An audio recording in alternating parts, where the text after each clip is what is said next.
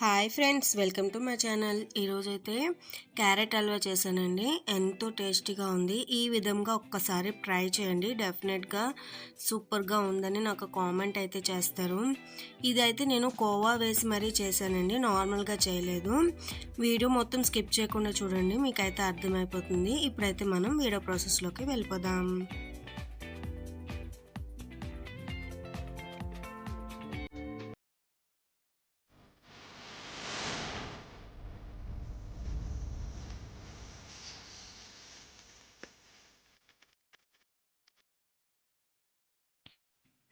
నేనైతే red carrots అయితే తీసుకున్నానండి. మాదైతే విలేజ్ అండి. ఇక్కడైతే ఈ రెడ్ క్యారెట్స్ ఎక్కువగా దొరకవు. దొరికినప్పుడైతే నేను కంపల్సరీగా ఈ క్యారెట్ హల్వా అన్నది ప్రిపేర్ చేస్తాను. ఈ రెడ్ క్యారెట్ తీసుకోవడం వల్ల కలర్ వస్తుంది, స్వీట్నెస్ కూడా వస్తుంది. అండ్ ఇది తినడానికి కూడా కచ్ బాగుంటుంది. రెడ్ క్యారెట్ కూడా అదే ఆరెంజ్ క్యారెట్ కూడా బాగానే ఉంటుంది. సో మీకు కనుక ఈ క్యారెట్ అవైలబుల్ ఉన్నప్పుడు ఈ క్యారెట్తో చేసుకోండి, మర్చిపోకండి. ఇప్పుడు చూడండి, ఇదైతే మొత్తం పీల్ అయితే తీసేసుకున్నాను కదండి. నీట్గా వాష్ చేసుకొని ఇంకేముందండి, గ్రేటర్ తోటి కచ్చకచ్చ అని గీకేయడమేనండి. చూడండి, బాగా వాష్ చేసుకోవాలి. ఇలాగా గ్రేటర్ తోటి అయితే చిన్న చిన్న పీసెస్ లాగా చేసేసుకోవాలి. ఉడికించి కూడా తీసుకోవచ్చండి, కానీ ఈ విధంగా ట్రై చేయండి. టేస్ట్ అయితే నెక్స్ట్ లెవెల్ ఉంటుంది. సో కంపల్సరీగా ఈ ప్రాసెస్లో ట్రై చేస్తే నాకు కంపల్సరీగా కామెంట్ చేస్తారు చాలా నీట్గా వచ్చింది అని. సో ఇలాగైతే మొత్తం క్యారెట్స్ అన్నీ ఇలాగ తురుము తీసేసుకున్నానండి. ఇలా తీసుకున్న తర్వాత ముందుగా అయితే స్టవ్ మీద కడాయి పెట్టుకున్నానండి. ఫుల్ క్రీమ్ మిల్క్ అయితే తీసుకుంటున్నానండి. నార్మల్ క్రీమ్ మిల్క్ అయితే తీసుకున్న ప్రాబ్లం లేదు. ఫుల్ క్రీమ్ మిల్క్ తీసుకోవడం వల్ల కొంచెము కోవా అనేది ఎక్కువ వస్తుంది, నార్మల్ అయితే తక్కువ వస్తుంది. చూడండి, బాగా దగ్గరికి, ఎంత దగ్గరికి అయితే అంత దగ్గరికి మనము పాలు అనేవి మరిగించుకోవాలండి. ఇలాగ వెడల్పుగా ఉన్న కళాయే తీసుకోవాలండి, లేదంటే పాలు పొంగిపోతూ ఉంటాయి. చూడండి, అడుగు అంటకుండా మనము చక్కగా అలాగ స్పూన్తో టర్న్ చేస్తూనే ఉండాలి. మీ దగ్గర ఇలా పచ్చి కోవా కనుక ఉంటే ఈ కోవా వేసుకోండి, లేకపోతే షుగర్ అన్నది వేసుకొని ఇంకా ఎక్కువసేపు కలుపుతూ ఉండాలి. నా దగ్గర అయితే ఈ కోవా ఉంది, పచ్చి కోవా. సో దానికోసం నేనైతే కొంచెం కోవా కూడా వేసేస్తున్నాను.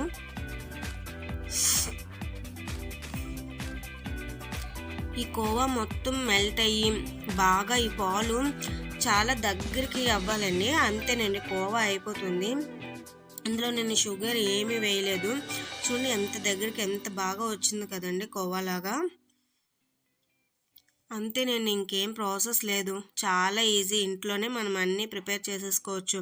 ఇలాగా ఇది కోవానైతే మనము ఒక ప్లేట్లోకి తీసుకొని పక్కన పెట్టుకుందాం. ఇలా అయితే కోవాని ఒక ప్లేట్లో పక్కన పెట్టుకుంటున్నాను. ఇప్పుడు మళ్ళీ ఒక కడాయి స్టవ్ మీద పెట్టుకొని కొద్దిగా నెయ్యి వేసుకుంటున్నానండి. నేనైతే జిఆర్బి నెయ్యి వాడుతున్నాను, మీరు కావలిస్తే ఇంకే నెయ్యి కూడా వాడుకోవచ్చు. నెయ్యి అనేది ఆప్షనల్ అండి, మీకు ఎంత కావలిస్తే అంత వేసుకోవచ్చు. నెయ్యి ఎక్కువ తిన్న వాళ్ళు ఎక్కువ వేసుకోవచ్చు, తక్కువ తిన్న వాళ్ళు తక్కువ వేసుకోవచ్చు. ఇన్ని స్పూన్సే వేయాలి అన్న లేదు, మనకు ఎంత నచ్చితే అంత వేసుకోవచ్చు. నెయ్యి ఎక్కువ వేయడం వల్ల స్వీట్స్కి ఫ్లేవర్ అనేది వస్తుందండి. నెయ్యి ఇలా మెల్ట్ అవ్వగానే డ్రై ఫ్రూట్స్, మన దగ్గర ఎన్ని డ్రై ఫ్రూట్స్ ఉంటాయో అవన్నీ చిన్న చిన్న పీసెస్లో కట్ చేసుకొని వేసుకున్నానండి. జీడిపప్పు, బాదం పప్పు, కిస్మిస్, ఎండు ఖర్జూరం ఇవన్నీ వేసుకున్నాను నేనైతే. ఇంకా మీ దగ్గర ఇంకేమైనా ఉంటే అవి కూడా వేసుకోవచ్చు. డ్రై ఫ్రూట్స్ అనేది ఆప్షనల్ అండి. చూడండి, ఇలాగ దోరగా ఫ్రై అయ్యాయి కదా, ఇవి కూడా మనము పక్కన పెట్టుకుందాం ప్లేట్లో తీసుకొని.